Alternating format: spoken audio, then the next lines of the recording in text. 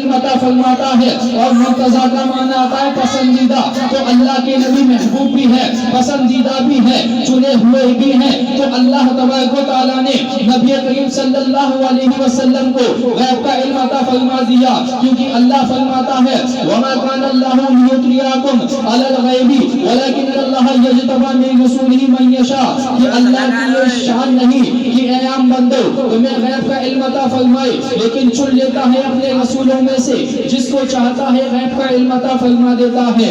برادران اسلام, لیکن آئیے آج کے دور میں فرقہ باطلہ کے لوگ یہ اعتراض کرتے ہوئے نظر آتے ہیں کہ اللہ کے نبی صلی اللہ علیہ وسلم کو غیب کا علم نہیں ہے, نبی غیب نہیں جانتے ہیں. برادران اسلام, جب ان سے پوچھا جائے کہ تمہارے پاس کیا دلیل ہے, تم نبی کریم صلی اللہ علیہ وسلم کے غیب کا انکار کرتے ہو, نبی کے علم پہ تانا دیتے ہو, تمہارے پاس کیا دلیل ہے؟ برادران اسلام, تو وہ اس آیت کریمہ کو, قرآن کی اس آیت کریمہ کو پیش کرتے ہیں. دیکھو اللہ نے فرمایا ہے قُلْ لَا أَقُولُ لَكُمْ عِنْدِي خَزَائِنُ اللَّهِ وَلَا يَعْلَمُ غَيْبًا وَلَا أَعْلَمُ غَيْبًا.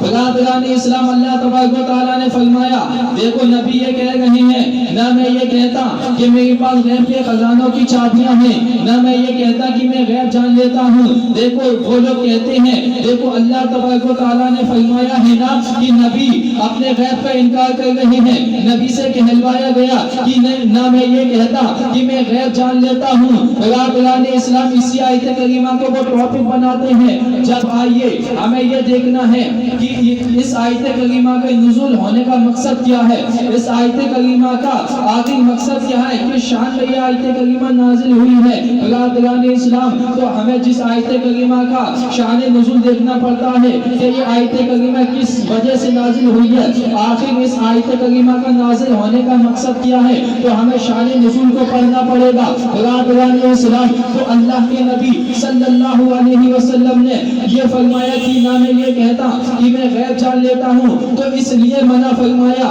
کیونکہ کفار مکہ نبی کریم صلی اللہ علیہ وسلم کی بارگاہ اقدس میں حاضر ہوتے طرح طرح کے سوال کرتے تھے. کبھی کہتے تھے اگر آپ اللہ کے نبی ہیں تو ہمارے لیے بہت سارا مال اکٹھا کیجئے. کبھی کہتے تھے کہ ہمارے علاقے کے پہاڑوں کو سونے کا کر دیجئے. برادران اسلام, کبھی کفار مکہ یہ کہتے تھے کہ ہمارے لیے ہمیں گزشتہ زمانے کی خبریں بتائیں, ہمیں مستقبل کی خبریں بتائیں, کیا کیا پیش آنے والا ہے, کیا کیا ہونے والا ہے, تاکہ ہم نفع سے بچ سکے اور نفع حاصل کر سکے اور نقصان سے بچ سکے. برادران اسلام, کفار مکہ بے ہودہ سوال کرتے تھے. کبھی یہ کہتے تھے کہ آپ اللہ کے کیسے نبی ہیں جو کھاتے بھی ہیں اور پیتے بھی ہیں. برادران اسلام, تو ان تمام باتوں کا جواب اس آیت کریمہ میں دیا گیا ہے. اللہ کفار مکہ یہ کہہ رہے ہیں اگر آپ اللہ کے نبی ہیں تو ہمارے لیے بہت سارا مال اکٹھا کریں, ہمارے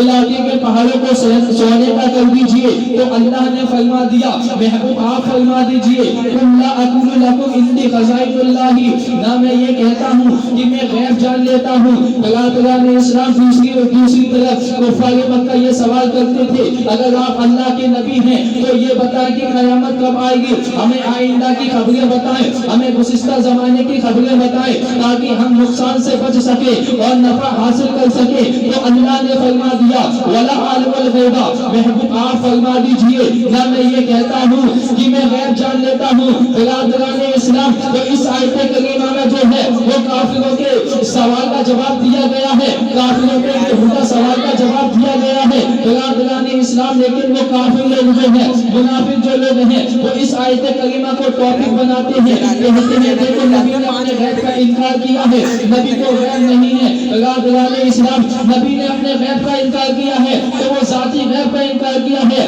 عطائی کا نہیں کیا ہے. برادران اسلام, کیونکہ عطائی کا علم غیب کا انکار اس لیے کیا ہے کیونکہ کفار مکہ یہ کہہ رہے تھے کہ اگر آپ اللہ کے نبی ہیں تو ہمارے علاقے کے پہاڑوں کو سونے کا کر دیجئے, ہمارے لیے بہت سارا مال اکٹھا کر دیجئے. تو اللہ نے فرما دیا محبوب آپ فرما دیجئے ان کافروں سے کہ نہ میں یہ کہتا کہ میں غیب جان لیتا ہوں, نہ میں یہ کہتا کہ میرے پاس اللہ کے خزانوں کی چابیاں ہیں. تو اللہ کے نبی صلی اللہ علیہ وسلم نے اس آیت کریمہ میں انکار کیا ہے, وہ ذات ذاتی کا انکار کیا ہے، ذاتی علم غیب کا انکار کیا ہے، عطائی کا نہیں کیا ہے۔ برادران اسلام، عطائی علم غیب کے تعلق سے نبی کریم صلی اللہ علیہ وسلم کی بے شمار آیت کریمہ ہیں۔ علم غیب کے تعلق سے نبی کریم صلی اللہ علیہ وسلم کے علم غیب کے تعلق سے بے شمار آیت کریمہ ہیں۔ اللہ نے نبی کے غیب کے تعلق سے ارشاد فرمایا وَمَا كَانَ اللَّهُ لِيُطْلِعَكُمْ عَلَى الْغَيْبِ وَلَكِنَّ اللَّهَ يَجْتَبِي مِن رُّسُلِهِ مَن يَشَاءُ۔ اے عام بندو، اللہ کی یہ شان نہیں ہے کہ اللہ تمہیں غیب کا علم عطا فرمائے، لیکن چن لیتا ہے اپنے پسندیدہ رسولوں میں سے جس کو چاہتا ہے غیب کا علم عطا فرماتا ہے۔ آگے نبی کے غیب کے تعلق سے ارشاد فرماتا ہے وَمَا هُوَ عَلَى الْغَيْبِ بِضَنِينٍ، یہ نبی جو ہے غیب بتانے پہ وکیل نہیں ہے۔ برادران اسلام، نبی کے غیب کے تعلق سے ارشاد فرماتا ہے عالم الغیب فلا یظہر علی غیبہ احدا الا من ارتضی من رسول، غیب کا جاننے والا اپنے غیب پر کسی کو مسلط نہیں کرتا ہے مگر چن لیتا ہے اپنے پسندیدہ رسولوں میں سے جس کو چاہتا ہے غیب کا علم عطا فرما دیتا ہے۔ برادران اسلام، بے شمار آیت کریمہ ہیں جو نبی کریم صلی اللہ علیہ وسلم کے غیب کو ثابت کر رہی ہیں، لیکن یہ لوگ کہتے ہیں کہ نبی کو علم غیب نہیں ہے، نبی کو پیچھے کا علم نہیں ہے۔ اور برادران اسلام میں آپ کو بتاتا ہوا چلوں کہ نبی کے علم غیب کا انکار کرنا، یہ مصطفیٰ صلی اللہ علیہ وسلم کے دور میں بھی کچھ ایسے لوگ تھے جو نبی کریم صلی اللہ علیہ وسلم کے غیب کا انکار کر رہے تھے۔